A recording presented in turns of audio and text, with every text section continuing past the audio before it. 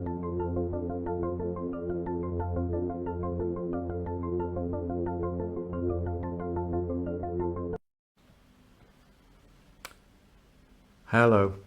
welcome to Global Art Forum Newshour Special. My name is Shumon Basar. I'm the commissioner of the forum and your host for this evening or afternoon or morning, depending where you are.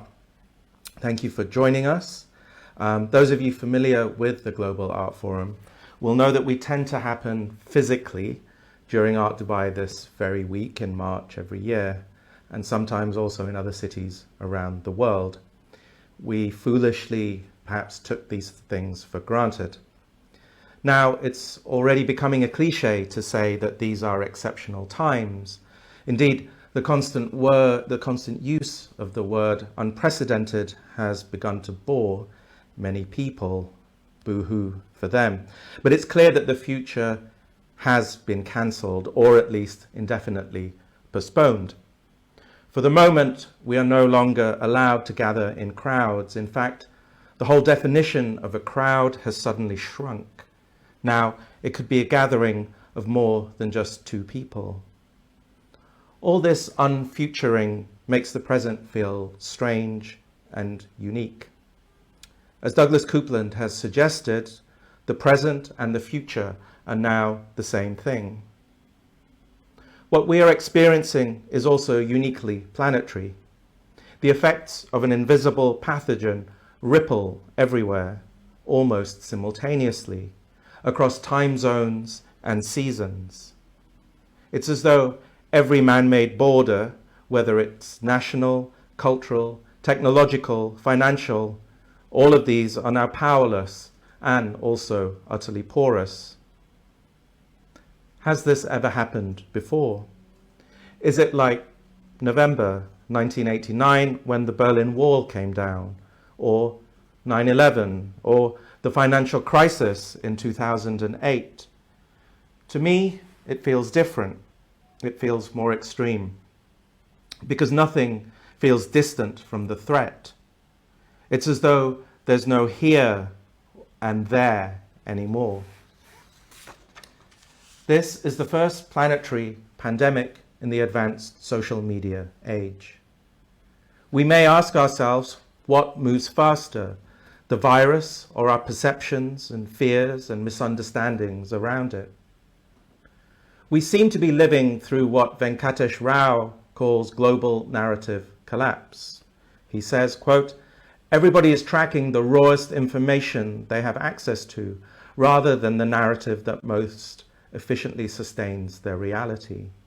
During narrative collapse, everyone temporarily abandons attempts to reach narrative consensus.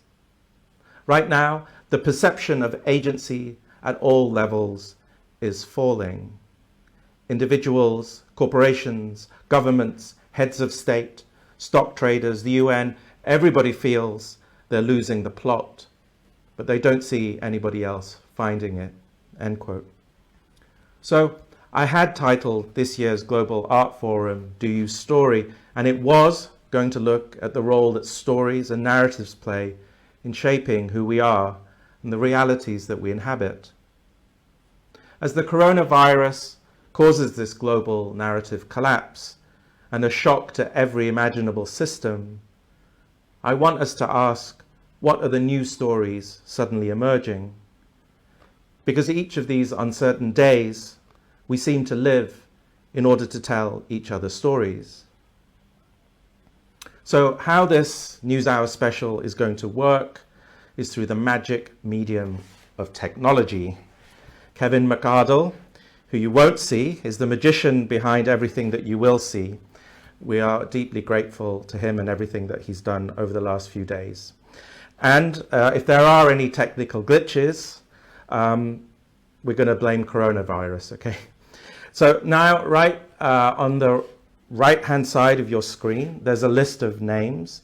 These are my esteemed guests and contributors from near and far. We will be going on for 90 minutes in total, providing everything goes according to plan. So at the very start of this broadcast, if you tuned in beforehand, we are playing a newly commissioned piece of music by Farah Al-Qasimi. It's called Music for Homes and was made at breathtaking speed in Farah's apartment in New York. The title is a reference to Brian Eno's Music for Airports, where sound was conceived for a specific kind of place and ambience. Thank you, Farah, so much for that. Now, the news today seems to be our main storyteller, of course, or more precisely, perhaps, the news feed. But this has expanded from trusted legacy sources. It now includes our friends or conspiracy theories favored by parents, circulated widely in WhatsApp groups. Or if you venture there, if you have the stomach for it, the comment section hellhole. And of course, memes. Many, many, many memes. The news is spewing out stories at such a prolific rate, it makes me feel like Charles Xavier in the X-Men, when he can hear every single person in the world and all their pain at the same time. So this brings me to our first contribution for our Newshour Special. It's a new commission by the Dubai-based artist Nabla Yayha. She's compiled a trilogy of video montages. They historicize the sounds and images that have circulated virally from phone to screen to psyche. It's the closest thing we have to a collective consciousness. Here's Nabla's first montage essay, and it's called News from Nowhere.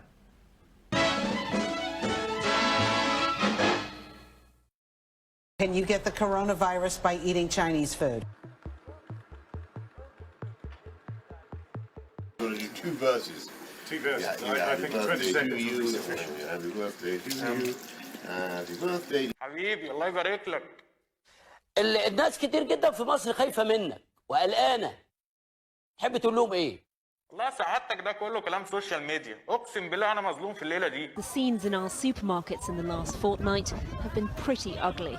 Panic buying leading to empty shelves. 就在李文亮医生去世那天晚上，整个微博上就好像所有人都突然意识到说言论自由很重要，然后我们要说话。没有人关心我们平民老百姓的性命，有钱也买不到药，有钱也买不到病房。 Sto aspettando risposte dalle istituzioni da ieri sera. Nessuno si è fatto avanti. Io sono costretto con tutto il dolore a combattere questa situazione. Io ho mia sorella nel letto, morta. Qom is the city where Iran's first coronavirus cases appeared, though authorities expressed little concern for days. And now it appears workers are digging trenches for mass graves. Ragazzo al 2? Sì. Sì. È un medico che c'era in pronto soccorso, è stato ricoverato e ha Covid. È stato intubato e anche lui ha fatto l'iter come tutti gli altri. È dell'82. We know that on a typical day, 1 in 4 women, 1 in 7 men will experience domestic violence in their lifetime. So we're greatly concerned about one's ability to even seek help in a situation where their perpetrator may be sitting right next to them. طبعا بالمخيمات بشكل خاص لازم ننشر وعي دقيق عن هالمرض لأن الكثافة السكانية شديدة، الظروف المعيشية سيئة ومتردية، فلازم يكونوا الناس على علم بشدة المرضى، بطريقة الانتقال، بطرق الوقاية من هالفيروس. In South Korea's capital, Seoul, cleaning crews disinfect subway cars several times each day. And drive-through coronavirus testing gives 10,000 people their results every day. What do you say to Americans who are watching you right now who are scared? I say that you're a terrible reporter. That's what I say. Clearly, our goal is to bring people together, to care for each other, to love each other, to respond with compassion, to understand that if we stand together in this very difficult moment, we will come out of it. We're clear. Okay. Okay. Hi, welcome back, and thank you to Nabla for the first of her 3 video montages. So our first teleguest is the artist and private ear, Lawrence Abu Hamdan. Lawrence produces video, films, writing and installations often around the forensic status of sound, how sound is also a material and often a witness. He is the co-winner of the 2019 Turner Prize. And Lawrence and I have recently been talking about the role of speed in the current moment and the relative speeds of viruses, information, and processing, indeed the speed of stories. Would you please give a warm virtual welcome to Lawrence Abu Hamdan. Hello. Marhaba. Marhaba. I'm here at Rahul's house, but we're staying at all times 6 feet away from each other. I'm glad. I wanted the camera to show that. In fact, he's so far away from me now that we don't fit on one camera. Just, oh, look. Proof. The hand is there. So there is some, we're trying, you know. Good. We will be policing this situation very carefully, Lawrence. Okay, very good. Thank you for joining us. So you're going to read an excerpt from a story of yours, and then we're going to talk about it a little bit afterwards. So, Lawrence, it's over to you. Thank you. Great. My great uncle Farhan was known for stealing the stories of others. He was so shameless about it that when he self-published his autobiography, all the villagers were shocked to read that he had appropriated their late uncle's war tales, that he had pilfered their dead father's adventures as a student living in Europe, or that he stole their long-past grandfather's business acumen from Saudi Arabia.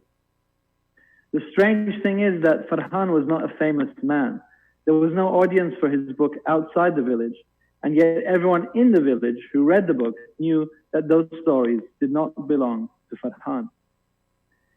Perhaps this is why there was an unusual level of noisiness and clatter at his funeral. No one put their phones on silent, and people were turning in their chairs to shout across the room to friends many rows back. Throughout all this clamor, the family stood facing the attendees like a wall of silence. They received the guests one by one with a stern solemnity before watching them disappear into a cloud of unbefitting chatter. My uncle and I sat amongst the ringtones and loud salutations, whispering to one another, too closely related to the deceased to partake in the cacophony.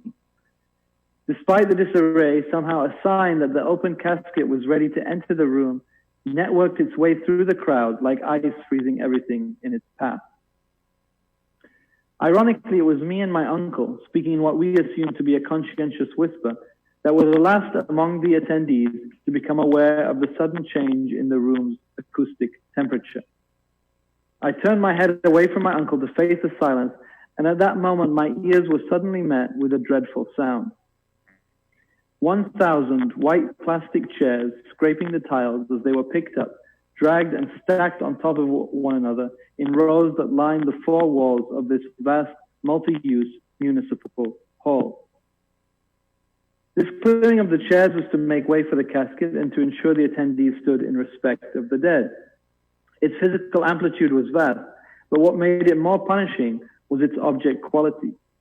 Its coarse, slow, granular groan was accompanied by a whistled scrape that seared up and beyond the frequency spectrum of what is humanly audible. Though the eruption was fleeting, this horrific sound, buttressed by silence, has stayed with me ever since. And though I saw his corpse that day, I can no really longer recall how he looked, what he was wearing, how his face was exhibited, and yet the sound that preceded his image is etched into my cortex. In 1968, Alistair Cook, the BBC correspondent to the US, was one of the many witnesses to the assassination of Bobby Kennedy.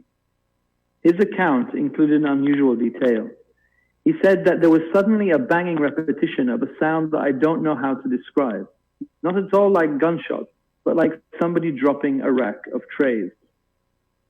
Even after he saw Bobby Kennedy lying on the ground, felled, he continued to negate the sound of gunshots and speak only of the tray rack.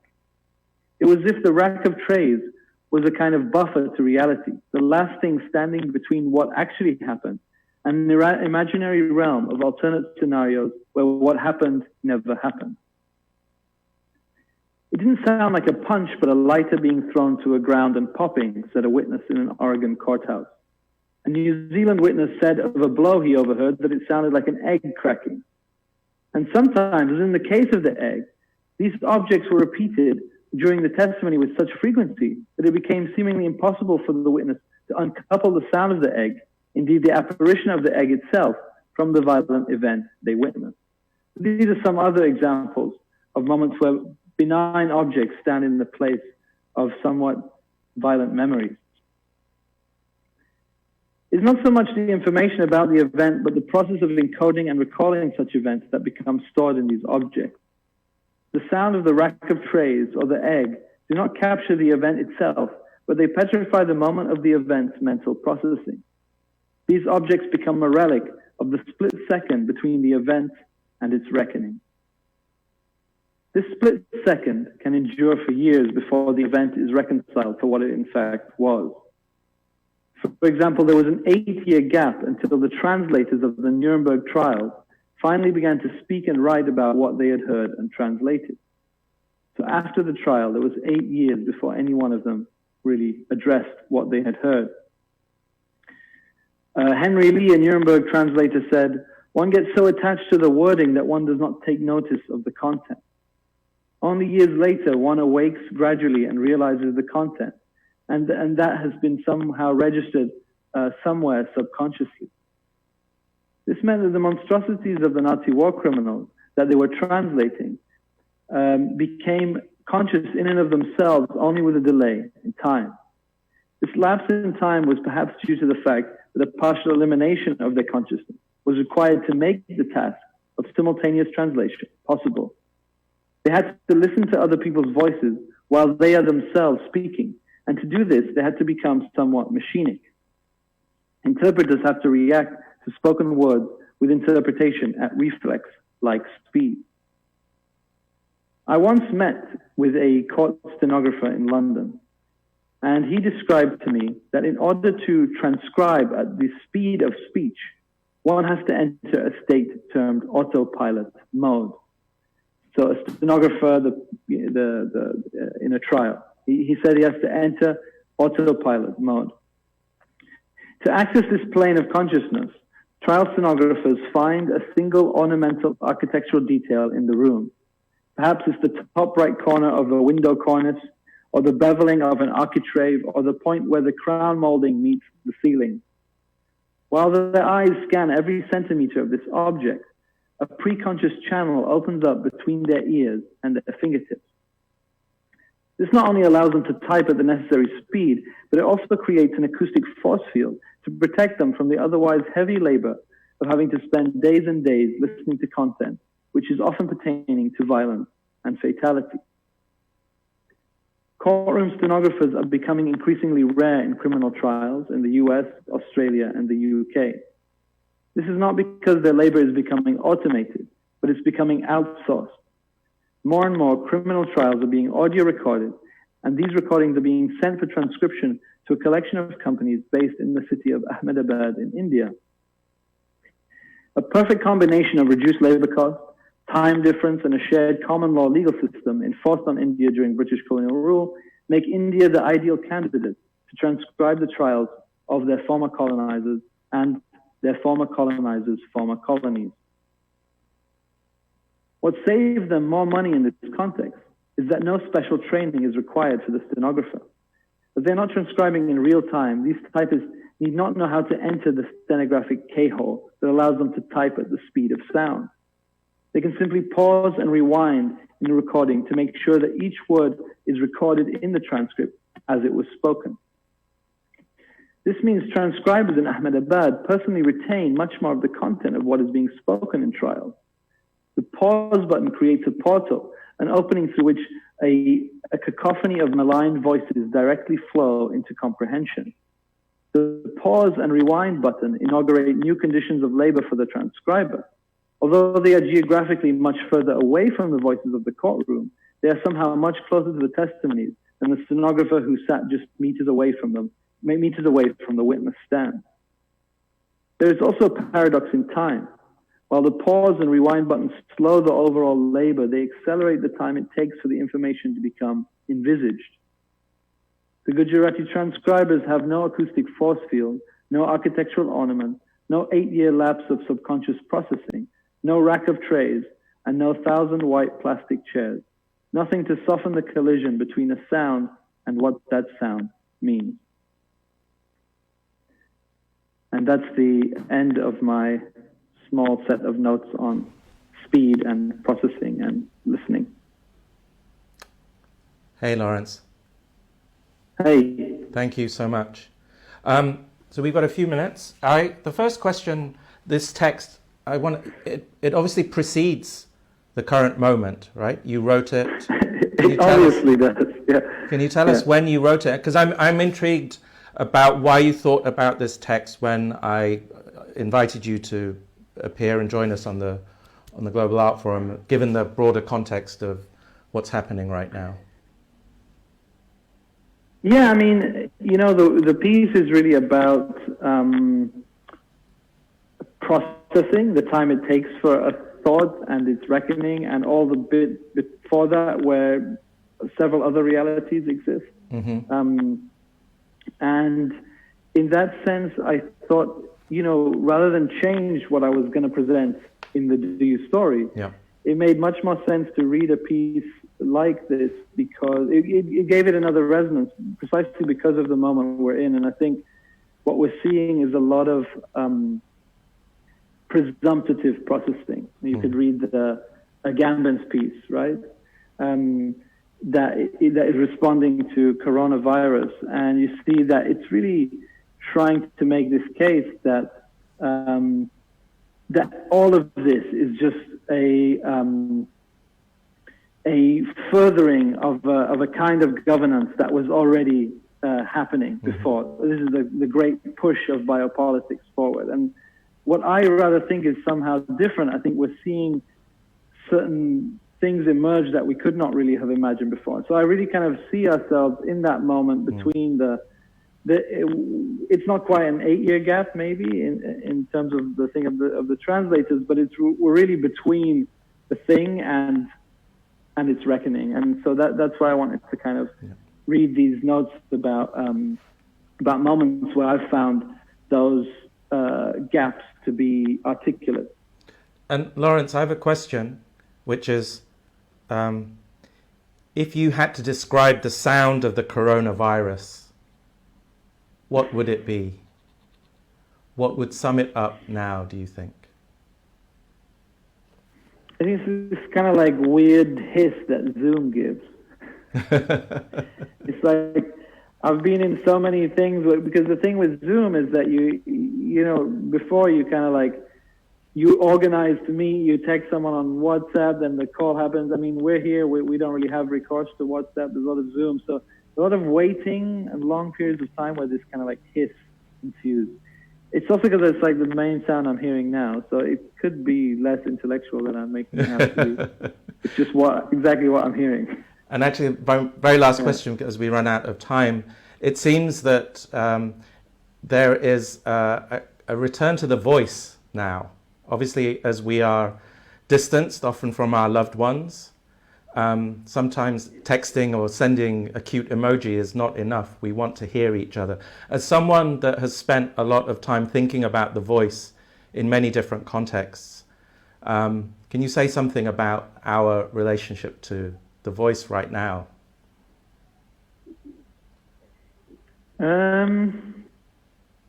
Well, is it the voice? Is it the kind of, it's also, I don't really have anything specific in relation to Corona in which I think the voice is kind of transformed in any way. I can tell you a small anecdote about the time I saw someone receive their very first text message. If it's very quick, that would be great. Because, you know, there was this time before all of this where no one heard anyone's voices. You know, like I remember getting this bus to school every day. I never knew what those people sounded like because it was pre-mobile phones.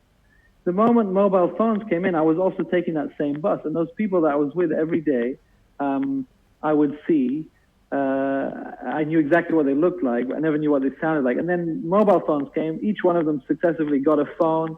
I, at some point, also got a phone. Then they heard my voice. We heard each other's voices. We sort of got this weird window into each other's lives. So I think each one of these I think that it's an interesting moment to think about because it was a moment of being together in silence, and now we're being together, but through this kind of cacophony of this media. But actually, physically, we're more alone. Except right now, I have Rahul at the recommended distance away from me, 6 feet. Thank you. So yeah, that's just say that. That's fantastic, Rahul. Rahul. I'm speaking to Rahul in the background here, queuing him up for later on. Lawrence, we've run out of time, but thank you so much, and take care, and hope to see you IRL very soon. Okay, next up. Do I stay here? Next up. Do I stay here? Is Simon Denny, beaming in from Berlin. Simon is originally from New Zealand and then moved to Germany in 2006 to study, and he's been there ever since. His work tracks the surreal transformations brought about by technology and technologists, the way that computational power and thinking is a kind of magic driven by hardened ideologies that affect us all. So will you please give Simon Denny a very warm welcome. Hey Simon, welcome to Newshour Special. Hey Shumon, good to see you. Thank you again for having me involved in this pioneering event. I was just watching the beginning and it reminds me of like artist cable television from the 80s. That's the highest compliment. It's like we've got all this cutting edge tech, but somehow, yeah, it's summoning almost the foundational period of television. It's interesting. Yeah. Simon, I've been thinking a lot about how in our exchanges over the last few weeks, something that you said to me really struck, and I've been thinking about this a lot. Really about 2 or 3 weeks ago, as we were falling into this kind of vertigo of global narrative collapse, you said that I am glued to the market. I'm glued to the market feed. Then you added me to this amazing Financial Times Telegram group, and it's been an extremely wild ride. So my first question then is, why have you chosen the financial markets as your main storyteller? And what has this been like? Well, I guess that, requires a little bit of understanding of how I work as an artist. Yeah. So I make work a lot about people that work in technology and business. And I kind of pull on stories that I feel and figures that I feel speak to kind of larger cultural narratives out of that space. And so I'm not a trader. I don't work in finance. I don't trade trades, but because of my cultural research for my kind of art information, I look more and more at like what people who are in tech and finance look at. And I recently came into contact with, over the last few years, with people working at the Financial Times and working at Alphaville. They're kind of like more, I guess, kind of rebel, animated blog, and got in touch with Isabella Kaminska, who is kind of the head of that. And I did a little presentation with them in London last year with Adam Curtis and the former COO of Cambridge Analytica and this guy that claimed to be Satoshi, the founder of Bitcoin. Amazing kind of interest. And like when they started to process this, I found this Telegram feed where they, it was just kind of real time, kind of raw data to bring back to what you quoted from Venkatesh Rao's like ideas around what's happening. So they were like, okay, this is happening, this is happening, this is happening. And I guess, of course, people in the financial world, their job is to get commercial information early through the kind of price mechanism, right? Yeah. And then move on that. So they kind of, all of those signals come fast and come quick.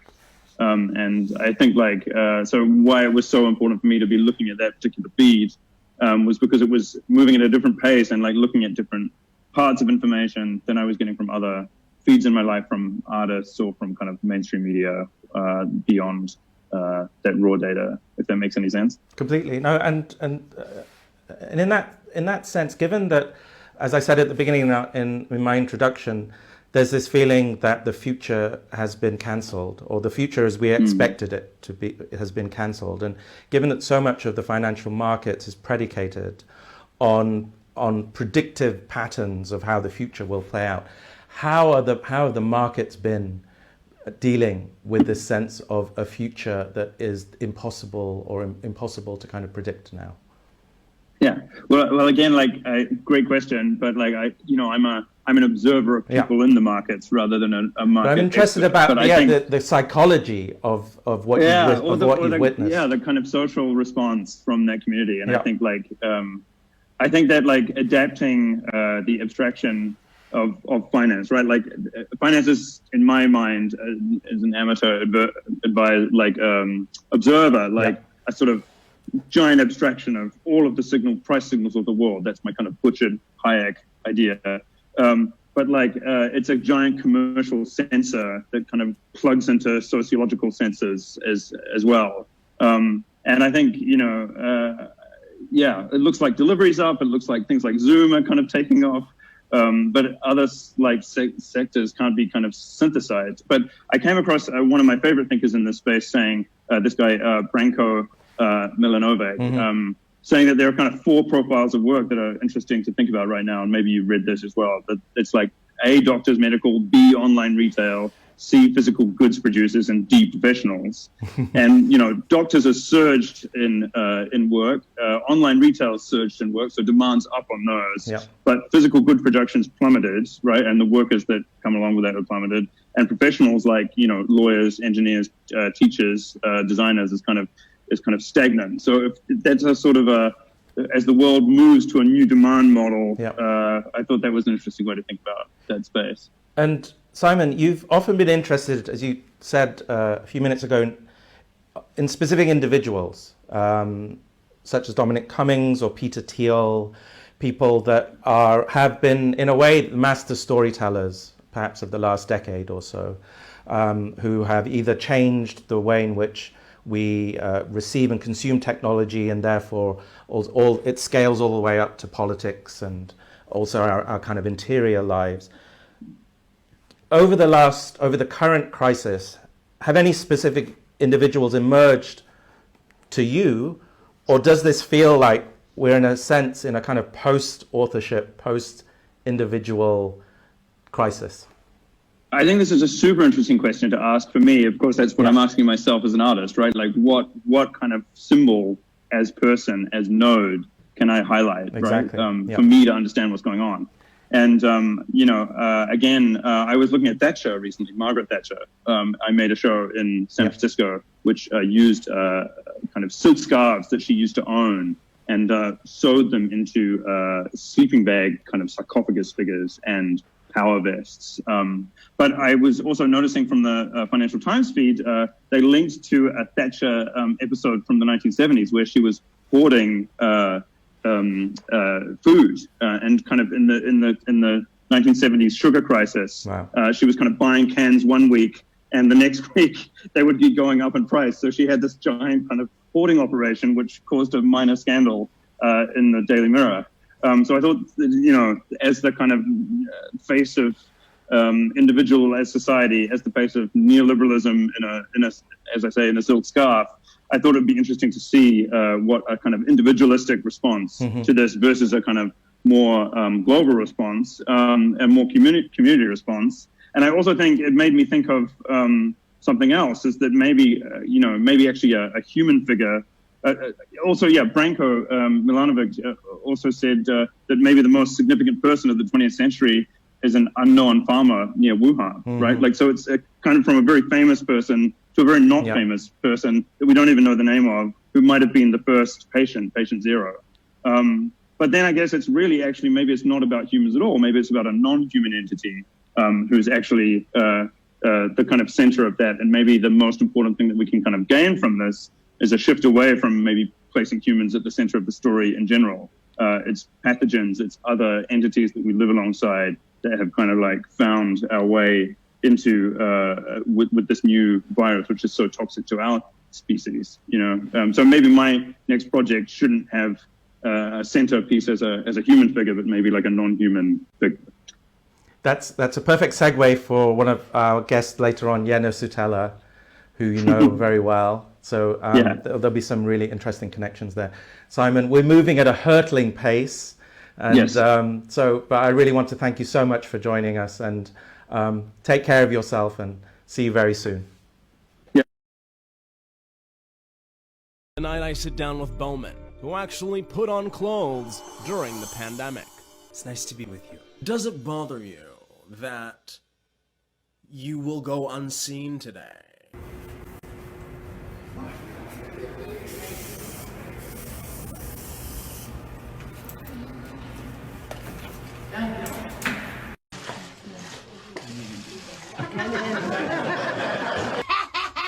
Coronavirus!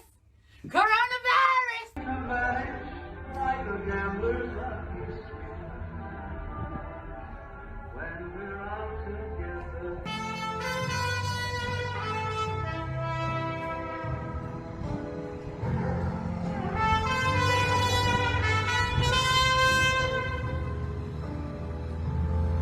In the world.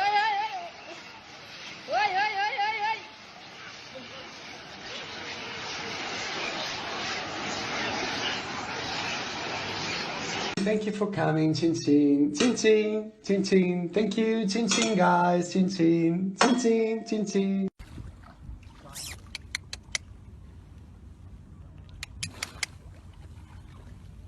We also make a point to call her multiple times throughout the day. My daughter in the evening will read a story to my mom. My mom will read a story to her. We play games together over Google Hangouts. We really want to have ways to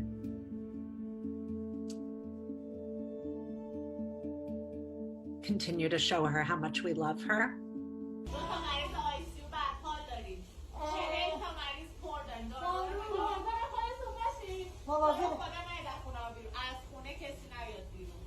دوستان مواظب خودتون باشین، بهداشت و رعایت کنید، برای همه ما و همکارامون دعا کنید. شبتون بخیر، دوستتون داریم. All right, let's go.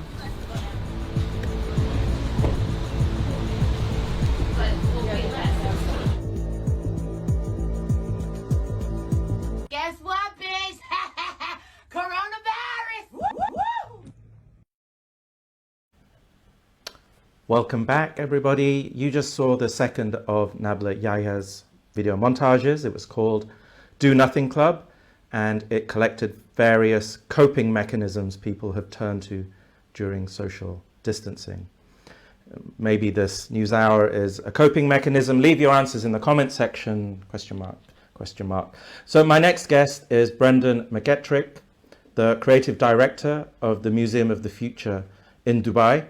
Brendan has worn many hats over the years: writer, editor, curator, formidable DJ, and he also led the Global Grad Show prior to his current position. A warm digital welcome to Brendan McGetrick.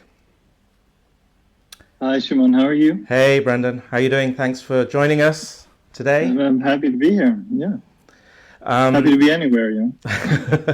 Also happy to be nowhere. Nowhere and everywhere at the same time. Well, I'm always in the same place, so now I feel like I'm in a different place.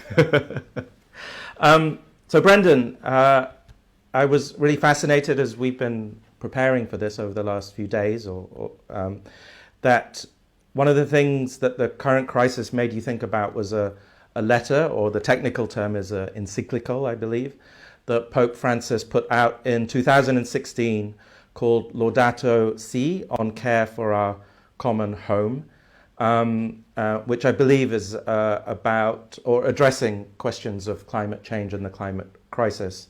So it'd be great to hear an excerpt from this and delve into some of the connections we might make between his text and the current moment. Thank you. Sure, my pleasure. Yeah, basically when you mentioned that you were putting together a self-isolation bookshelf, this was the first and kind of the only work I thought of. And I read it a while ago, and it sort of continues to reverberate. And I think as this sort of crisis has unfolded, the kind of steadfastness of the thinking has been really kind of inspiring and sort of orienting in a way. So this is a short excerpt. In it, he's writing about St. Francis of Assisi. And sorry, let me just take a quick drink before I read this so I don't butcher it. Okay, so basically what he writes is, his response to the world around him was so much more than intellectual appreciation or economic calculus. For to him, each and every creature was a sister, united to him by bonds of affection. This is why he felt called to care for all that exists. His disciple tells us that, from a reflection on the primary source of all things, filled with even more abundant piety, he would call creatures, no matter how small, by the name brother or sister. Such a conviction cannot be written off as naive romanticism, for it affects the choices which determine our behavior. If we approach nature and the environment without this openness to awe and wonder, if we no longer speak the language of fraternity and beauty in our relationship with the world, our attitude will be that of masters, consumers, ruthless exploiters, unable to set limits on their immediate needs. By contrast, if we feel intimately united with all that exists, then sobriety and care will well up spontaneously. The poverty and austerity of St. Francis were no mere veneer of aestheticism, but something much more radical, a refusal to turn reality into an object simply to be used and controlled. Rather than a problem to be solved, the world is a joyful mystery to be contemplated with gladness and praise. That's it. It's very beautifully written, isn't it? Yeah, and in translation, so I'd imagine the original is probably even more striking. And I'm now thinking about the last thing that Simon just talked about when I asked him whether we could pinpoint very specific individuals as authors of the current condition that we're in, and he sort of suggested maybe we should no longer be looking for humans necessarily, but something else. And there's a line in what you just read out, which is about, I guess, about the interconnectivity between all living things.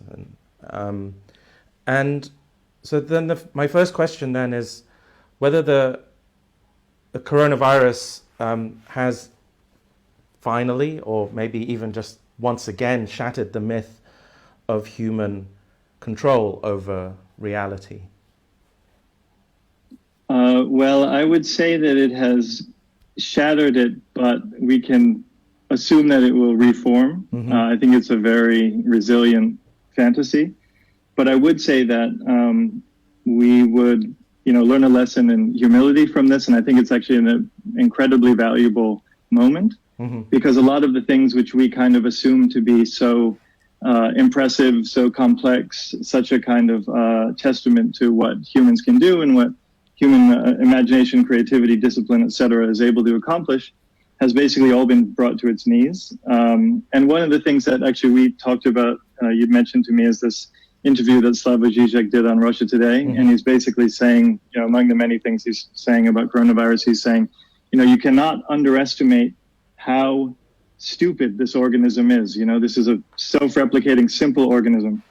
And I think it's a really strong point, because the reality is that, all of our fantasies of control, Mm-hmm. which can run very smoothly and be super impressive when everything's going great, can be laid low by a single, self-replicating microbe. And I do think that, in that sort of context, it's really worth considering some of the things that Pope Francis is saying, Mm-hmm. about, really understanding that the world isn't something to be solved, it's something to be contemplated and thought about. And what's nice about the current moment is that sort of involuntarily, we've all been encouraged to sort of reflect, and sort of we've been prevented from distracting ourselves with action. And I hope that we take advantage of that. I, as the creative director of the forthcoming Museum of the Future, I do need to ask you about the future. I mean, can we think about the future in the same way as we did before the crisis? Should we? Or is there, amongst all the tragic news, a kind of historical opportunity to think about the future in a different way? Yeah, I would say there's a historical opportunity because I think that, and I suppose this is the sort of observation which motivates this whole conversation or this whole Global Art Forum is whatever the storylines were that were going to deliver us into a future that was somehow attractive or motivational or whatever, these things are dead. You'd have to really search far and wide to find one that actually resonated to more than a handful of people who were self-interested. So I think that is a tremendous opportunity because, of course, we do have to formulate a way of thinking about the future. And when I say the future, not like the kind of Jetsons future, but basically our descendants. You know, we're just a link in the chain, and it's going to keep going on for a long time. So we need stories and sort of ways of thinking about the future and ways of thinking about the present and how we operate in it that do allow people to really feel that they're making a meaningful contribution to the future even today. And Brandon, my last question before we have to sign off is, I had this amazing initiative that the Global Grad Show has launched recently. Could you tell us a little bit about it? I know you're not directly involved anymore, but I know you know about it. But I think the more people that know about it, the better. Yeah, sure. And I really appreciate that. I mean, actually, I am involved, so I'm super happy to talk about it. So basically, Global Grad Show, which is an annual exhibition of projects from design and art and technology schools around the world, has launched an initiative which is in response to COVID-19 and its various consequences. Basically, an open call to young designers everywhere to basically provide, submit projects that they feel can meaningfully respond to not only coronavirus, like in a medical sense, but its many kind of repercussions, social, cultural, economic, emotional. So basically, that's an open call that's currently up. The deadline is April 2nd. There'll be a jury of people from various fields who will assess these things, and the ones that are chosen to have the greatest potential will go into a second round of development, and they'll be given support, financial support, technical support, etc. And for the students who submit, I don't mean to use the word winning because it's not a competition, but selected projects, they will have their tuition for 1 year covered. So it's a serious initiative that we really, and I'll just say that the main impetus behind it, which I can't stress or advocate for enough, is to really make sure that we're getting solutions that are reflective of the sort of breadth of human experience and human intelligence, and that we don't rely on market-based solutions or government or originated solutions to a problem which is so much more complicated and obviously has a huge range of human dimensions, but also, just to circle back to the original point, a huge range of non-human dimensions. So really, we're just trying to open up the line and see what people have to say. I'm really excited about this, and I say that because over the last few years of visiting the Global Grad Show, there are always a kind of almost uncountable number of extraordinary ideas that seem to have dropped out of nowhere, that address problems that are some of the most pressing problems, and we can add to that list of pressing problems. And so, again, thinking about opportunities during this very tragic and dark time, hopefully the kind of ingenuity and invention that we've seen through a lot of these students will help us through the near and the far future. Brendan, thank you so much for joining us. Really appreciate it. My pleasure. We'll see you very soon. Take care. Thank you. Okay, we are now heading over to Helsinki. More and more, this is feeling like an intellectual Eurovision Song Contest. 9 points, 12 points. Jenna Sutela is an artist who often works with material and ideas at a nano scale, calling upon science, slime, and alien forms. A very warm welcome to you, Jenna. Hi, Jenna. Hi, everyone. Thanks for having me. Hey, how are you? How's Helsinki today? I'm good. Helsinki is sunny. I'm by the sea. So it's as good as it can be, I guess. Maybe just tell us a little bit about this extraordinary place that you and your family have found to self-quarantine yourself. I can say that we're self-quarantining at a sauna. You figured it all out. You planned it down to a T. So Jenna, I thought it would be really interesting and also important that our audience got to know a little bit about the kind of research that you've been doing over the last few years. I have known about it also for the last couple of years that we've known each other and been friends. But it really kind of blew my mind that you were doing research at the scale of bacteria, at this kind of nanoscale.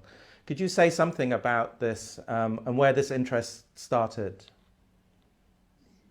Yeah, so I guess my work in the past years has been all about interspecies symbiosis and finding some kind of alternatives to the survival of the fittest narrative. And in particular, I've looked into the bacteria that inhabit our guts, that regulate our health and well-being, but also our thoughts and emotions. Mm-hmm. And I guess a pandemic like COVID-19 really forces us to shift our subjectivity beyond individualism and anthropocentrism, understanding ourselves as interconnected with the wider environment. So one of the emerging stories that strikes me and made me think of you immediately is how the current crisis seems to unite two inconceivable scales, the microbial and the planetary. So is this a consequence of interspecies communication, albeit one that we never planned for? Yeah, speaking of scales, in some way, our world really just shrank inside the confines of our houses, cities, countries, continents, while in another way it expanded to really involve all of us in the same airspace and under the same condition, kind of one humanity. And I've also been thinking about how our relationship to the virus is really technologically mediated. So we can model its spread or observe it under a microscope, but we can't really see it with our bare eyes. And then we're still really painfully aware of this other life form that we live with. And beyond this type of an interspecies experience, including these machines that work as our interlocutors, the virus kind of provides us with the species experience, which is exactly the challenging of our position as the dominant species on the planet. Which goes back again. I mean, this was not planned, but it's working out really well. Of I guess a running theme of you know our displacement as a kind of not a certain kind of narcissistic displacement. I mean, in theory, humanism had been displaced centuries ago. But it seems that in truth, we have continued to inhabit humanism. Yeah. Sorry, and just on the question of coexistence,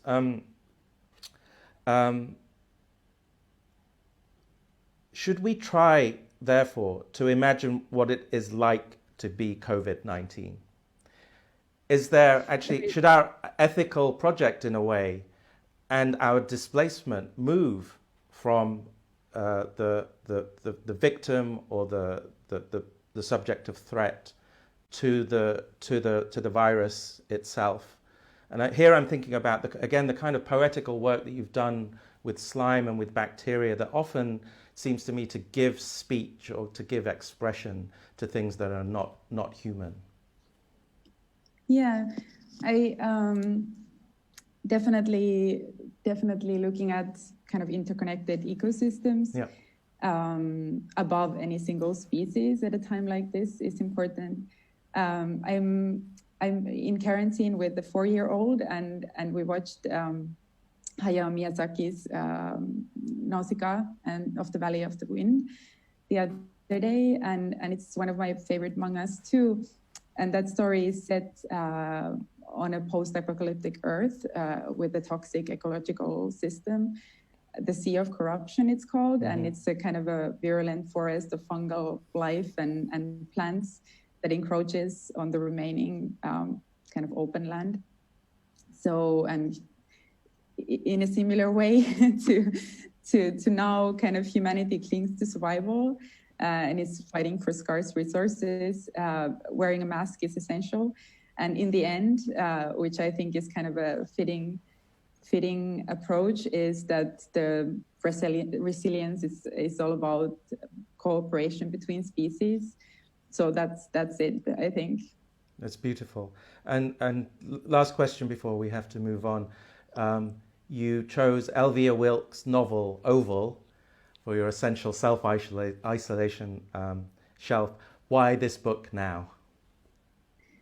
I chose Oval because it's great, and also I miss Elvia. It's very timely dystopian story about corporate greenwashing and at the same time the nature taking over. And yeah, one of the leading characters is kind of a malfunctioning eco house on an artificial mountain that's prone to mold and mudslides. And then there's the pill called Oval that rewires humans' brains to be more generous. It's set in future Berlin and in the arts, so it feels really close to home. And I feel like it does nothing less than describe the end of capitalism as we know it. Something that now seems increasingly easy to imagine, at least easier than the end of the world. Absolutely. Jenna, thank you so much for joining us and sharing your thoughts. Hi for now. Thank you. Hi. Bye. Bye-bye.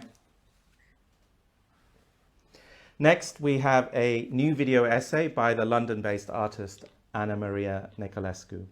I'd invited Anna to tell us about gaming, an industry worth more than cinema and music put together, that often leads in terms of immersive technologies, a vast universe of communities and sub-communities that, in some ways, are best prepared for this age of physical self-isolation.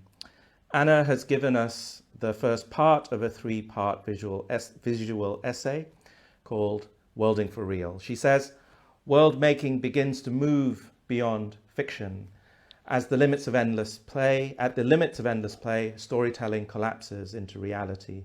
As gamification invades real life, Worlding for Real is a true story about pixels, game worlds, multiplayer networks, and systems of play today. See you after the pixels. Worlding for Real. Part 1.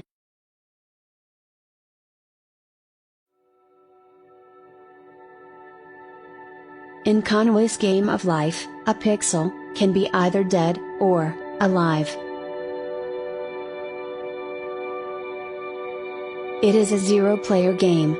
No human input is required, other than an initial set of rules. It is a simulation of a complex system. In this case, a real-world system. Life itself. In life, pixels can self-organize and emerge. Watch them glide and disappear. In science, this is proof of a theoretically endless computation that continues outside the screen. In life, pixels are most powerful when they are not seen.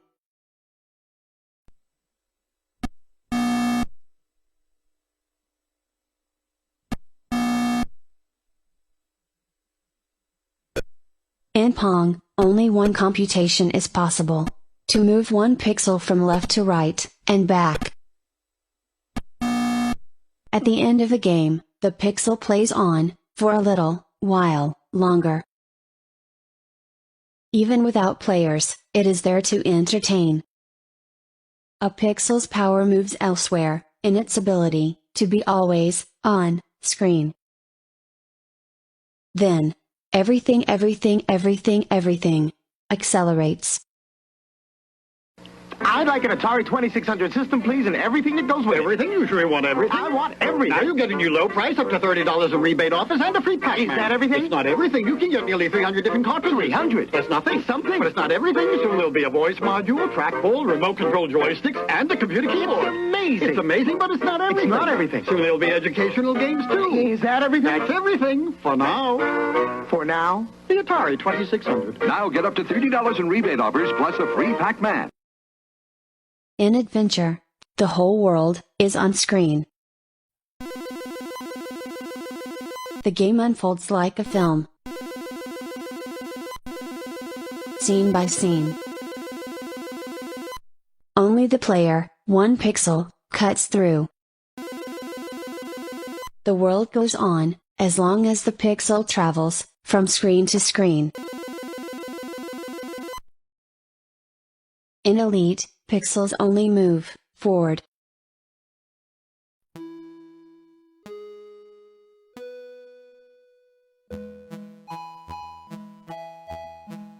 Some are 7 light years away. And when invisible, they are vastness itself.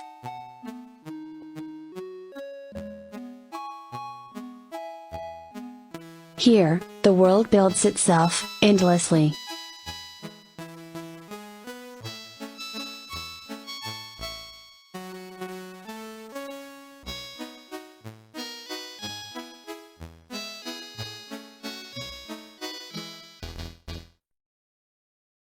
Let's take a short break. As we fast forward 35 years. To now. Whoa, that's barrel roll. Whoa. Whoa. Oh. Okay. Don't do that. All right. How do I initiate the launch thrusters? Oh! This world would take 585 billion years to explore.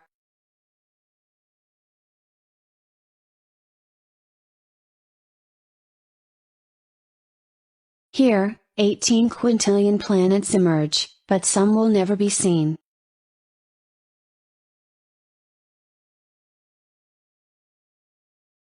No Man's Sky is a self-emergent world, visible in 4K resolution.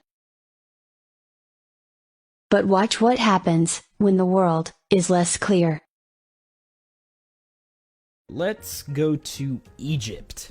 Of course, we'll have to stop by Cairo and see what that is all about. I'm sure it's really deserty, but we'll see. I'm just going to copy these coordinates, and I'll see you over in the game.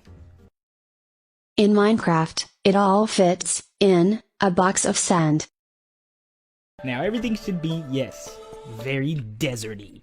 Now, there aren't any cities. I know what you're thinking. Jason, are there cities and houses? Can I go visit my own house? No, you can't, because I don't think there's any data out there that makes that possible. But yeah, it looks like everything is very deserty here in Cairo, so that's really cool. How long? This probably goes forever. The world begins there, with each grain that illuminates the screen.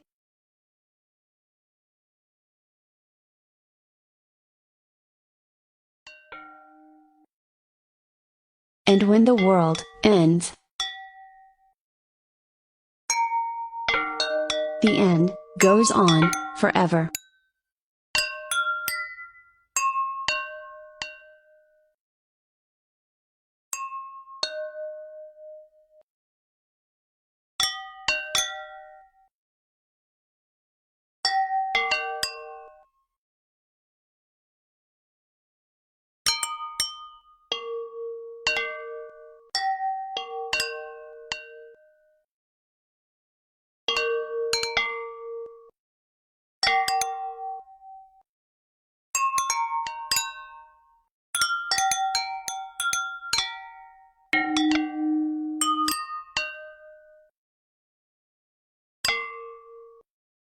The end.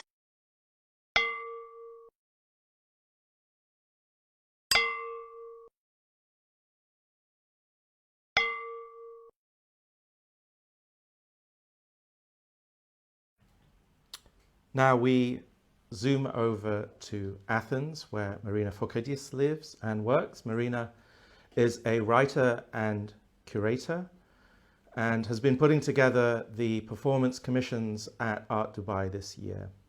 Things, of course, took a turn, and the whole idea of performance has been rethought to sync with the current moment. So will you please welcome Marina Fokidis. Hello. Hi, Marina. How are you? Very good. Thank you very much for having me over. It's in Athens, things are as everywhere else. For once, we are all in the same boat. Exactly. And when there is a boat wreck, as the English says. So we are all in the same shipwreck. Let's put it that way. And, yeah, it's an amazing. It's actually an amazing. In a way, it's an amazing situation to not have to explain yourself to anybody. You can just make an assumption.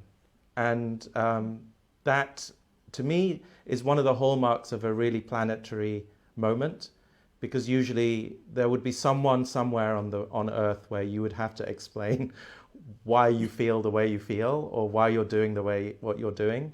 But right now, you don't need to. And that feels like an extraordinary thing. So, Marina, I wanted to start by asking you about the original idea of the performance commissions that you were planning for Art Dubai. There were always going to be these two halves, the physical and the online. But could you tell us something about the themes that you were thinking about that were shaping your choice of artists, please? Thank you. Yeah, thank you so much. I will be a bit disobedient and add one more part in my answer that I wanted to tell you before. I mean, we've been so obedient recently, wear the mask, wear the gloves. So I just wanted to say how important it is, what you're making right now. That was part of our thoughts in the performance program, but not in that ways, making this moment of togetherness. I was thinking before in how, for example, Aristotle somehow divides the things that exist and don't exist by the distinction between potentiality and actuality. Mm-hmm. And right now we are somehow caged in a perpetual actuality of the moment, mm-hmm. not even of the hour. However, if we listen or reread, again, the Aristotle, I've been rereading a lot during the Greek crisis because it was also a kind of a sudden situation. Little I knew, I mean, this is something else, but still finding yourself. Potentiality might not be here, but the potence is. It's like having a field with tomatoes, wheat, corn, and say this is a field of corn, even when they're not ripe. Mm-hmm. So the potence is here, and I think that's what we're living now, or that's what we should try to maintain, mm-hmm. because otherwise the virus of fear will also stay with us, mm-hmm. even when coronavirus will be over, if ever. And that's very dangerous, even more. Everybody can manipulate you through the spreading of a virus of fear. So going back now I'm obedient, and I'm going back to the answer. Thank you. When we thought back then about the on-site and online, mm-hmm. the idea was to have an online program with two artists that they would engage with the locality, and most probably they will do it next year. And this is Magda Campos Pons and Georgia Sagri, and they would work with local constituencies, and 5 artists that they would be online, and somehow will be presenting more solitary performances that they will be in the website of Art Dubai during the fair, but also in screens, streamed in screens within the fair. Mm-hmm. The idea back there was to make this kind of combination and an experiment of to go beyond the corporal, mm-hmm. But even within the performance, contemporary art performance field, because we do go beyond the corporal in many other fields. Mm-hmm. And I wanted to see how this can work, because this, of course, as you understand, derives from another need, that it's maybe budgetary restrictions, or maybe thinking about democratizing the context of an art fair and somehow offer it to people that they are not physically there at the moment, but somehow connect what we are doing now, but without a force majeure. And also to somehow find a way that to lessen, or like thinking of the environment, how to lessen like this kind of air traffic, how you can bring bodies, human bodies, without inviting them over. So that was the idea back there. Now, So, of course, it takes another dimension. well, exactly. It's interesting you used the ship or the shipwreck analogy earlier, because in a way these online commissions are a bit like the raft of the Medusa. They're sort of the survivors that managed to survive into this new reality, these new conditions. Can you tell us how did you have to work in a new way with the online commissions, or were they in a sense already ready for now, or right. how much have you sort of developed them over the last few weeks? Yeah. First of all, we didn't call it commissions. Because the art world is all about commissioning, which is also very understandable, because that's a way to give some money, like some funds towards the artists. I have to say I have also a slight allergy to this kind of overproduction. Sometimes by commissioning, we forget to reflect. And works that they are like a year old, they become already, rotten. Yep. And that's not exactly. And I think that, I was fortunate within this unfortunate moment to have been working, to have two constants since the beginning, a year ago, that I conceived this program. It was a program of performances, not of commissioning performances. That was the online, essential part of it, and the healing. The theme of this, I'm not a prophet. I didn't know we're gonna be sick, and that we would be only using the online as a kind of immediacy. However, artists are prophets in so many ways, and my work is to do this bridge. And I think that there've been so many works around there recently, like the last decade, new works that they have to do with. I hear a noise, but it's fine. I don't know if it's from me. Works that they have to do with healing, a kind of healing the earth through ritualistic performativity, and works that they are not necessarily or exclusively categorical, but they are also or judgmental, but they also offer a catharsis. They embody the tensions. And so I invited artists that they're working along these ways, all 8 artists. The ones that they were on the online, there were works that they've been done, let's say the last 5 years, or maybe a bit longer, but I think 5 is the latest. And we discussed with the artists which work they were going to present. So we were engaged in a big discussion.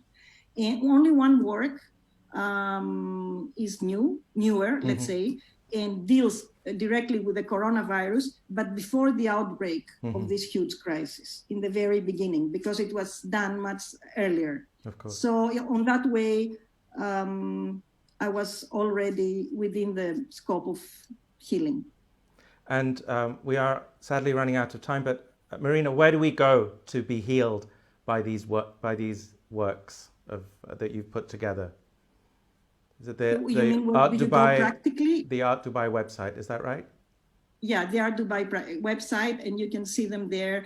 I can say the names, or if we don't have time or speak about the works, but we can all go and see them there. Yeah, you let me know about the time. Yeah, sadly, we had to keep things moving. So it's always a pleasure to talk to you, Marina. Thank you so much for joining us this evening. Thank you very, very much. And one just last thing, my book, as you asked me, was a book about love, all about love, New Visions of Love by Bell Hooks. And I think this is a kind of a daily mantra. As we hear a lot of the politicians in the television speaking all of a sudden about love, while they have somehow created this virus of hate, I think we have to reflect on love during these very difficult times that might also become very individualistic.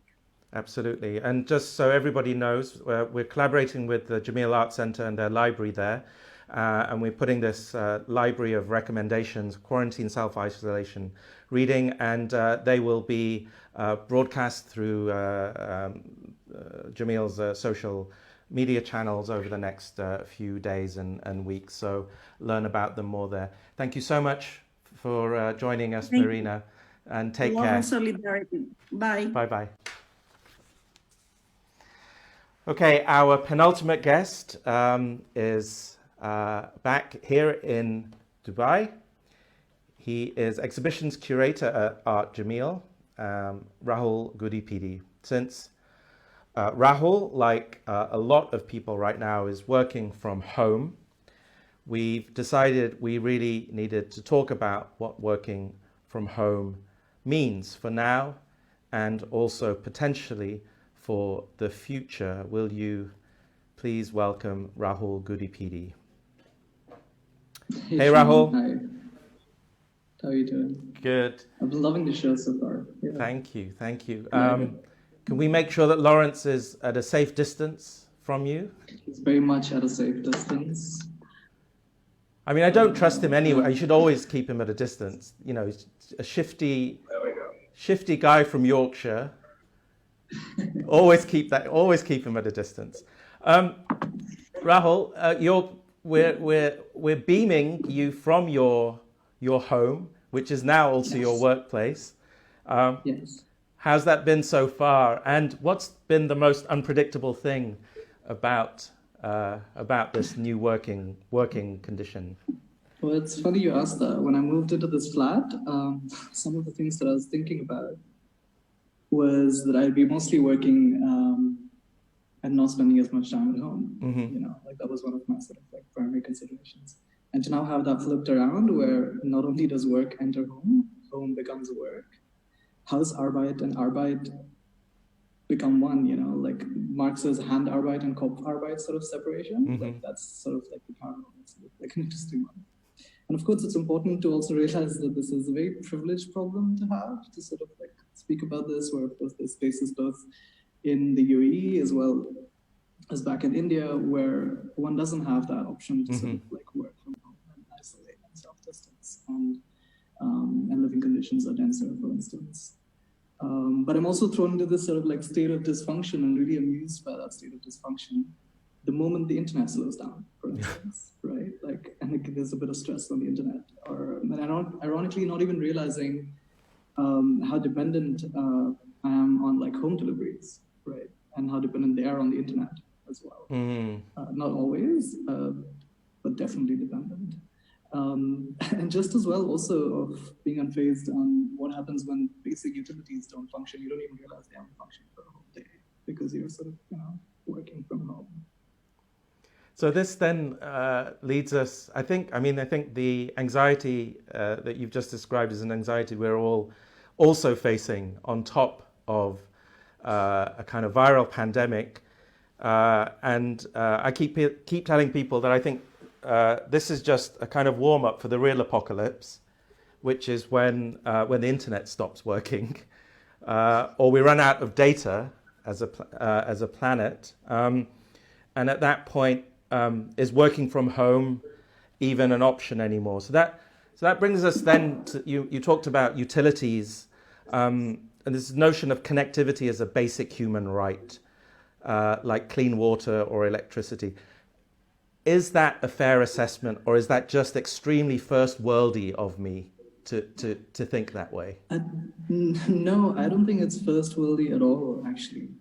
You know, if we just look at the history of like internet shutdowns in India, for instance, to date, and also sort of course, reflects mostly at Kashmir, it was only recently in Jan this year that the Supreme Court actually recognized internet as an extension of freedom of speech and expression.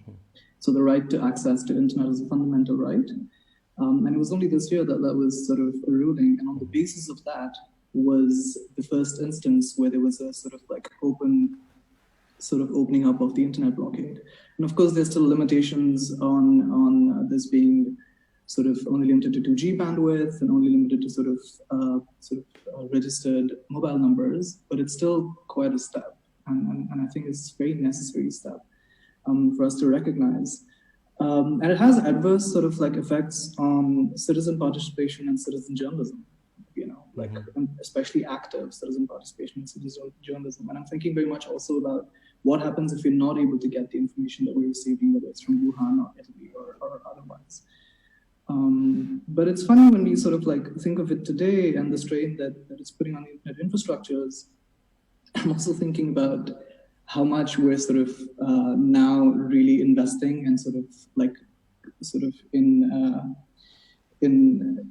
awaiting 5G infrastructure. So like earlier Trump's sort of like reservations towards sort of like Huawei. By the way, I have a 5G Huawei router. It's totally fine. Nobody's been spying on me as far as I know. Same here. Same here. There you go. Same here, brother. They're brilliant. Best pieces of technology. So it's really interesting.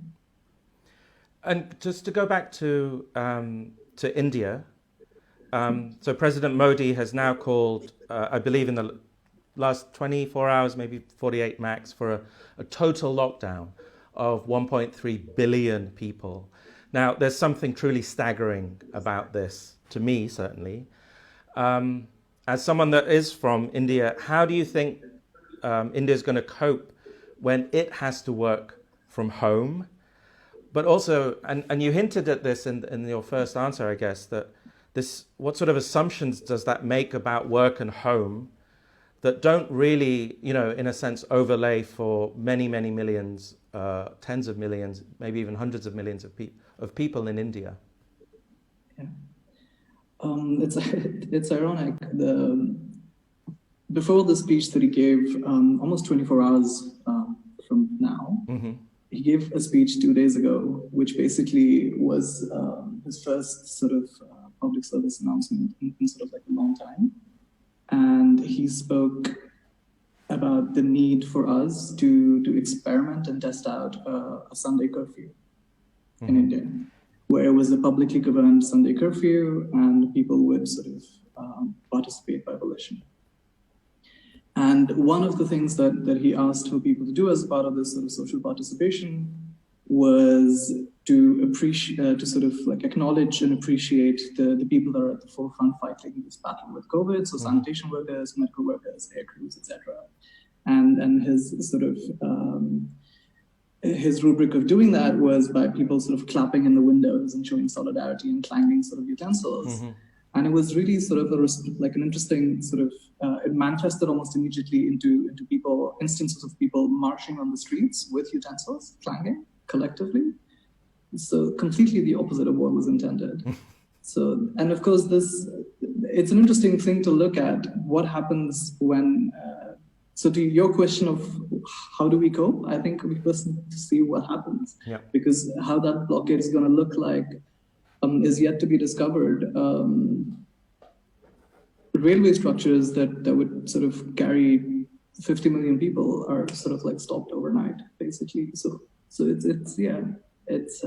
but it's not all sort of like, there are definitely sort of some heartening moments as well, for instance, as well as not so heartening ones. So the not so heartening ones, of course, are also sort of like protest sites, for instance. The moment the protest sites are evacuated as a result of these curfews, the first thing that happens, almost as sort of like a sanitation bid, is to have all the protest artwork and the graffiti sort of like cleaned out. So it's almost interesting, sort of the response of the state in times of like dealing with a pandemic, if their first impulse is to do that. But again, there's, like I said, moments that are heartening as well. There's sort of like gurudwaras that have opened up to become quarantine sites that have opened their doors. There's billionaires that are offering to turn their resorts into quarantine sites. It hasn't happened yet, but I'm like, curious to see if that plays out.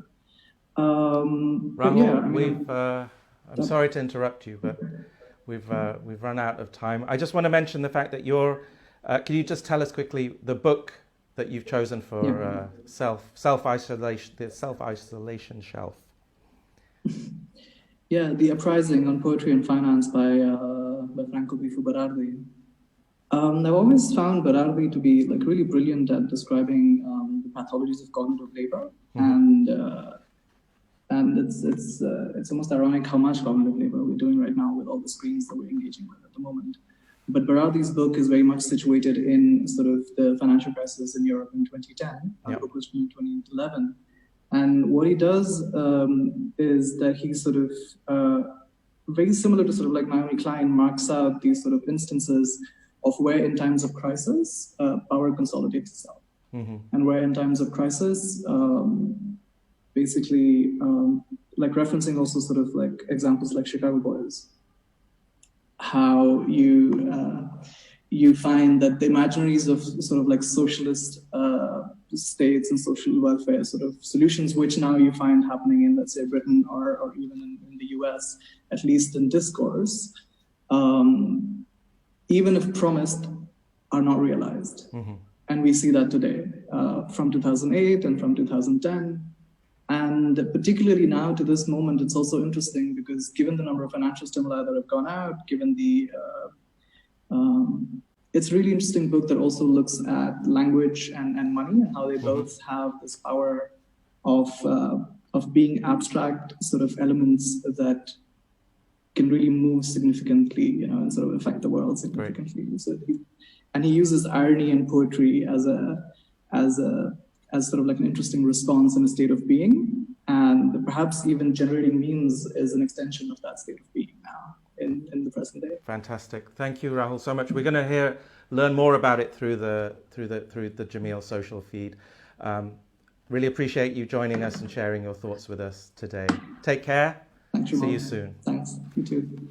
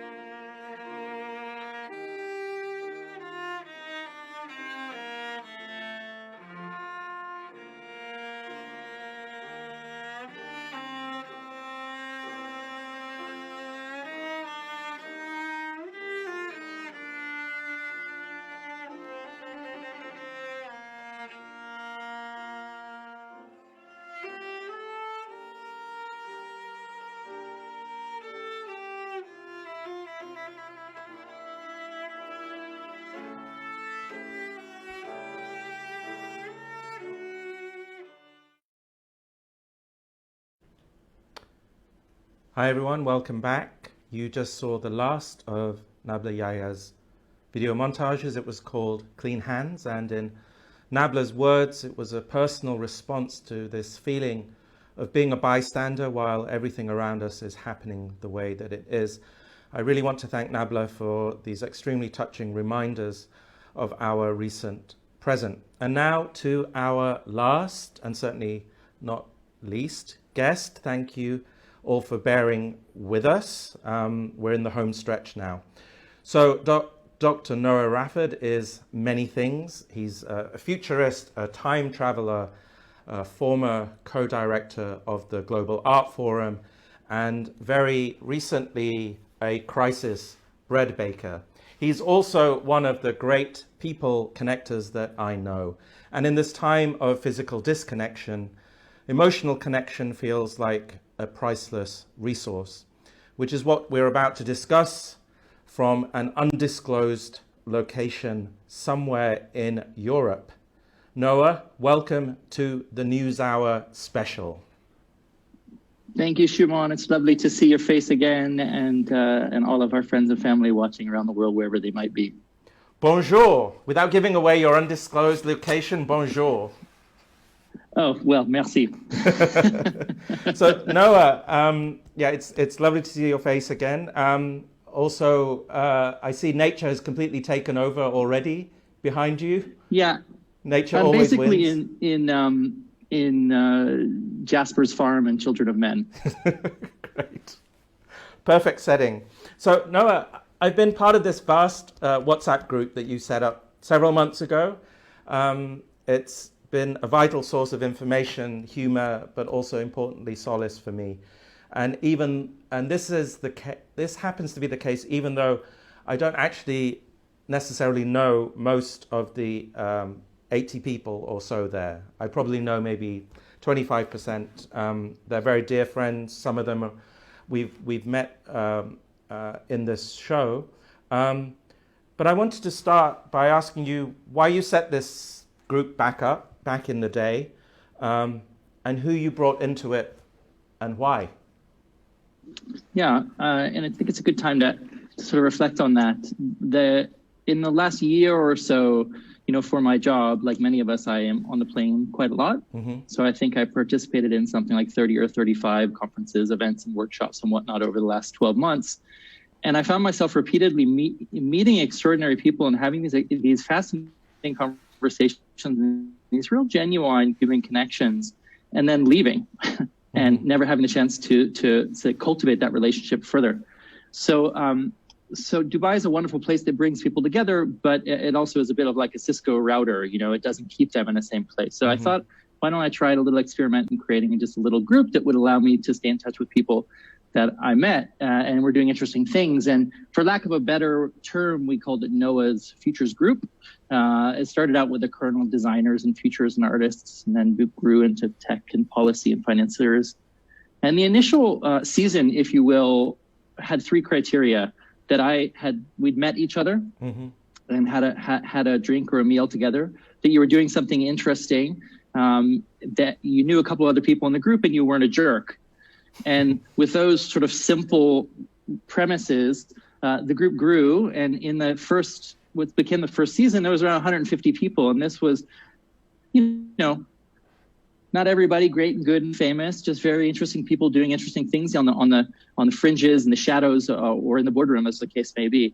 But what we realized very quickly was that 150 people in a WhatsApp group can be relatively intense, especially as that spread globally from Singapore to Sao Paulo or Singapore to San Francisco. You wake up in the morning and get 800 messages on one WhatsApp group alone. It's a little much to handle.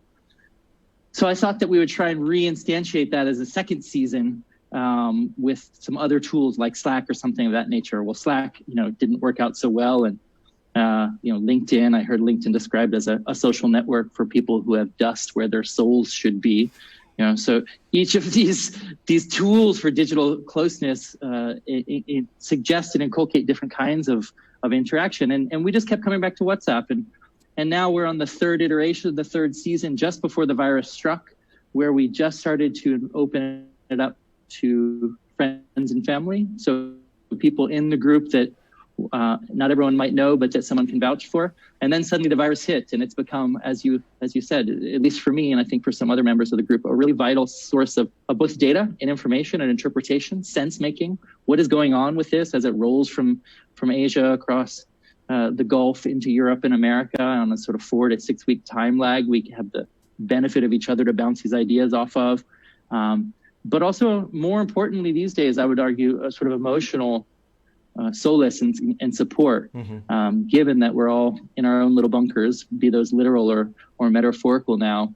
Having a digital space where we can really support each other has been an unexpected consequence, I think.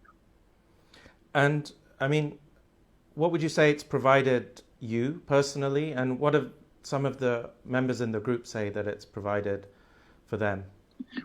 Well, I know some of them are watching right now, so shout outs to everybody in NFG right now, the NFG Massive. I think, what's extraordinary about this crisis, and unfortunately, or for better or for worse, it's become all COVID all the time, with interstitial moments of baking, successful and otherwise, and other means of coping and learning whilst we're all quarantined. It has been this interesting kind of chronological arbitrage. Like I mentioned, this started in China and Asia first, and so our friends in Singapore and some friends we had in Shenzhen and Shanghai were dealing with this months, like 8 weeks before those of us in the Gulf and the West had to even really think this was a bigger deal. And these are people with whom you have developed a real, genuine friendship for. You've met, we meet each other around the world again and again and again, and we support each other and stay in touch over this WhatsApp group. And so to see people that you know and consider to be valid sources of information going through this experience, and then gradually the way of approaching you, was, I would say, for me personally, profoundly beneficial. And think through how serious this crisis was going to be and what I should do about it to take care of my friends and my family and the communities I've been involved in. So I can certainly say without a doubt, had I not had this WhatsApp group, NFG, and my friends and peers and those of you watching now, I never would have had the emotional bandwidth and the intellectual bandwidth to think through what this might mean for my life 6 or 8 weeks ahead of the time, and to go through the emotional pain of having the conversations with our loved ones and our colleagues at work around, working from home before working from home was allowed, and then extracting from Dubai days before the borders were closed, and getting in the UK right in the midst of Boris Johnson and his whole herd mentality, and his herd mentality, perhaps a Freudian slip, but his herd immunization, nonsense, and then doing a double flip and extracting from the UK to this bunker in France. None of that would have been possible for me personally had I not had the support, had we not had the benefit of socializing and processing this as a collective. And I think the same is true for a lot of our other friends and artists and designers and on the list. And that brings me to something actually that came up when I was talking to Simon Denny again over the last few weeks, is that he sort of suggested that for these kinds of social networks to work, that you actually need the filter bubble of mutual respect and care baked into them, as opposed to the kind of confrontational, aggressive, sewer-like dynamics of the comment section, which have really taken over certainly since 2015, 2016. So is one of the kind of unpredictable or unexpected consequences of the crisis making us wake up to how we really need our social feeds to really work in a more constructive way? I should hope so. I mean, I always joke that this group is anti-social media, in the sense that it is as Simon, who is a newly anointed NFG member. Hey, Simon. Thanks to you, Shumon. Is rightly pointing out, it's not that we have intense socialization internally, as you would under sort of the Dunbar number of 150 people, but it's not social in the sense that it is in no way public, right? It is private media. It's not public social media in that respect. And so that inculcates a sense of trust, given that at least I'm the bond between people, but increasingly, we have a subgroup in Amsterdam, and we have a subgroup in Singapore, and one in New York, and one in LA, and there's a smaller socialization going on there. So we can trust each other, even if we've not ever necessarily all met face to face. Sense it's a little bit like, old school Twitter used to be like. I mean, I signed up for Twitter in 2007, and I remember the magic of I think my first post was some question about some obscure topic, and a friend of a friend responded with something very valuable and helpful. I thought, wow, this is great, before it became full of bots and advertising agencies and political machines. And so having that space of trust where you can be vulnerable and you can share and be open to each other is, I think, more important now than ever, perhaps, because whilst we're physically constrained in an environment of heightened uncertainty and heightened anxiety, we need peers. We need friends to support each other with hypothesis testing and baking advice. And, as Dan Hill, another friend and mentor in Stockholm right now, is every night sending us soothing sights of Stockholm, little pictures of his walk in the park before the crisis hits there. And, this can only happen in a private forum, in a semi-public forum. And whether or not that's a WhatsApp group, or if you go back to your old village where you grew up, or just your neighborhood, now more than ever we need that. And I hope it's a lasting antidote to the kind of toxicity of most internet forums these days, and just frankly the kind of venal degradation of public sphere that so many of these large-scale public forums have fallen prey to, vis-a-vis Twitter or Facebook. I mean, these are vectors for anxiety and for misinformation now, not support and information. So I would urge everyone to start one of these little groups if they haven't already done so. Here. Noah, we've run out of time. It's a real pleasure to have you on our special show, and a shout out to everyone in the group. Thank you very much. Take care of yourself, Noah. Thank you, Shumon. NFG Massive. Woohoo! And here we are at the end of our experimental emergency Global Art Forum broadcast. I need to close things up by thanking all the people that have been extremely crucial to making this happen. To Ben, to Pablo, Chloe, Benny, Fatima, Emily, Judel, Neha, Lena, Rosie, and everyone at Art Dubai. You're truly an amazing team. Also to the Art Jameel team for their generosity and patience as we went through about 953 versions of this event over the last 3 weeks. Thanks also to Kevin, who's over here on my left. This literally, in every sense of the word, would not have happened without you. Thank you to all my guests and contributors for your extraordinary intelligence, but also attentiveness and generosity over the last few weeks as we've been trying to cook this. And last but not least, a huge thanks to everybody who has been watching and who may still be watching. So I wanted to end on a borrowed ending. We're going to play out with a few minutes from the last part of a film called L'Eclisse, which was directed by Michelangelo Antonioni in 1962. The plot is really not important. They're often not important in Antonioni films. All you need to know is that the man and the woman who are the lead protagonists of this film, they agree at the very end that they will meet at a very particular street corner in Rome, just outside the woman's apartment window, but neither of them turn up at the very last minute. The camera, however, the director's camera, the camera that are our eyes, that camera turns up. And the camera films the empty streets, it films the ants crawling on the tree bark, it films the sky. Now, if you tune in to the live cams that are right now showing Piazza Navona in Rome, there's an eerie similarity, and you could do that with countless normally heaving, bustling places all around the world. And much of this footage from these live cams, now much of the world is like the end of this beautiful, haunting film, L'Eclisse. Except, of course, this is not a film. Of course, now this is real life. Thank you very much for watching, and goodbye.